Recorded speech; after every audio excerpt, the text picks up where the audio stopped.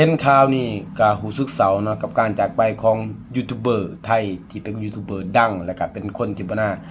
มักเบิ่งคลิปลาวเนาะสุดท้ายแล้วลาวก็ได้จากไปเนาะขอแสดงความเสียใจอย่างครอบครัวผู้ที่สูญเสียเด้อสบายดีท่านผู้เบิ่งทั้งหลายพี่น้องเห็นข่าวนี่แล้วก็รู้สึกเศร้าเนาะก็คือเป็นยูทูบเบอร์ดังของไทยเนาะชื่อว่าฮารุนโซโลเนาะในแอปแดงเราคนติดตามกว่าเกือบล้านเนาะส่วนแอปฝากคนติดตามกว่าเกือบ3ล้านเนาะรวมกันก็หลายล้านเนาะซึ่งเป็นยูทูบเบอร์ที่คอนเทนต์เกี่ยวกับเกี่ยวกับว่าไปเที่ยวต่างประเทศไปคนเดียวเนาะใช้ชีวิตตามชนบทของแต่ละประเทศแต่ว่าบางประเทศเป็นประเทศที่ในความรู้สึกเขาว่ามันอันตรายนะแต่เราก็ไปให้เบิ่งเนาะไปแล้วก็ตามชนบทต่างๆหรือว่าไปตามชนเผ่าเร่ร่อนไปบนได้ที่มันแปลกๆบนได้ที่ตามแบบสุดทุกที่ในบนโลกนี่เอาไงซะเราไปเบิดเนาะว่าหน้าสื่นส้มเราแหงเราเป็นคนเก่งคนมีความสามารถคนที่แบบว่ากล้าหาญในการใช้ชีวิตเนาะในต่างประเทศเนาะว่าหน้ามักเบิ่ง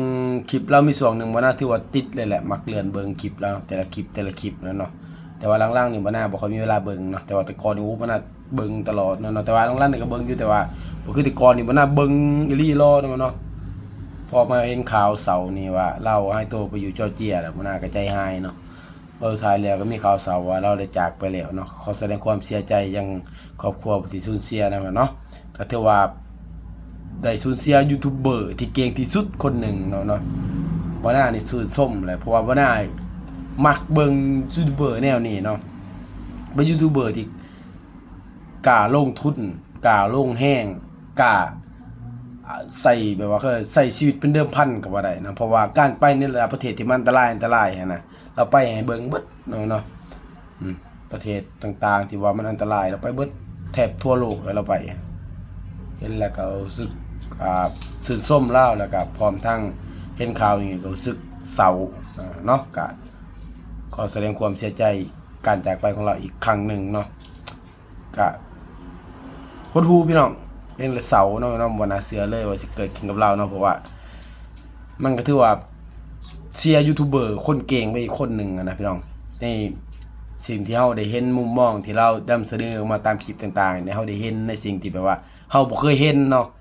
หลายๆคนบ่เคยเห็นแล้วเราประเทศนี้เราได้เห็นแต่ตามข่าวได้เห็นแต่ตามสื่อที่เขาอยากเสนอให้เราเห็นนั่นนะแต่พอไปเห็นในมุมมองที่เราถ่ายมาให้เราเห็นเนี่ยมันก็อีกแบบหนึ่งเนาะพอบางประเทศเนี่ยมันก็บ่ได้เสมอตามข่าวที่เขาอยากให้เราเบิ่งเสมอไปเนาะเขาก็ให้เขาเบิ่งตาม